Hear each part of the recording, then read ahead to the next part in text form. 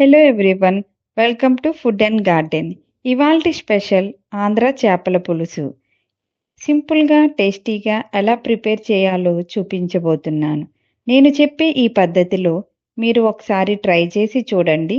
Taste సూపర్గా ఉంటుంది. చేపల పులుసు కోసం నేను 2 కేజీల బొచ్చు చేపను తీసుకొని ఇలా వీడియోలో చూపిస్తున్న విధంగా పెద్ద ముక్కలుగా కట్ చేయించుకొని వాటర్లో ఉప్పు పసుపు వేసుకుని శుభ్రంగా కడిగి పక్కన పెట్టుకోవాలి. స్టవ్ ఆన్ చేసి వెడల్పుగా ఉన్న కడాయి పెట్టుకోండి. ఇలా వెడల్పుగా ఉన్న కడాయి వలన చేప ముక్కలు విరిగిపోకుండా ఉంటాయి. కడాయిలో 3 స్పూన్ల ఆయిల్ వేసుకోండి.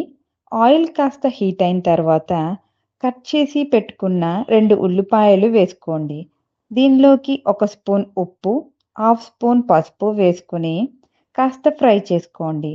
తరువాత మూత పెట్టి ఉల్లిపాయల్ని 5 నిమిషాలు మగ్గించండి. చూడండి, ఉల్లిపాయలు ఎంత చక్కగా ఫ్రై అయ్యాయో. దీనిలోకి 1 స్పూన్ కారం యాడ్ చేసుకోండి. కారం కాస్త మగ్గాక క్లీన్ చేసి పక్కన పెట్టుకున్న ఫిష్ ముక్కలను వేసుకోండి. చేపల పులుసుకి మరింత రుచి రావడం కోసం వంకాయ ముక్కలు, బెండకాయ ముక్కలు వేసుకోండి. ఇవి కాస్త మగ్గాక దీనిలోకి పెద్ద నిమ్మకాయ సైజు చింతపండుని పులుసులా తీసుకుని చేప ముక్కలు ములిగేంత వరకు వేసుకోండి. ఇప్పుడు ఒకసారి కలుపుకోండి.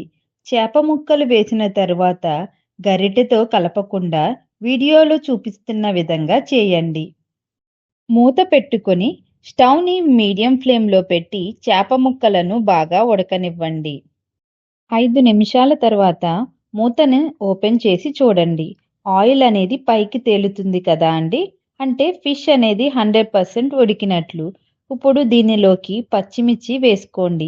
ఇలా లాస్ట్లో పచ్చిమిర్చి వేస్తే చేపల పులుసు మరింత టేస్టీగా ఉంటుంది. దీనిలోకి మంచి ఫ్లేవర్ కోసం కరివేపాకు, కొత్తిమీర వేసుకుని కలుపుకుంటే ఎంతో టేస్టీగా ఉండే చేపల పులుసు రెడీ. చాలా సింపుల్గా టేస్టీగా చేపల పులుసు అయితే రెడీ అయిపోయింది. చూస్తుంటేనే తినాలి అనిపిస్తుంది కదూ. ఇంకా ఆలస్యం ఎందుకు? మీరు కూడా నేను చెప్పిన పద్ధతిలో ప్రిపేర్ చేసుకోండి.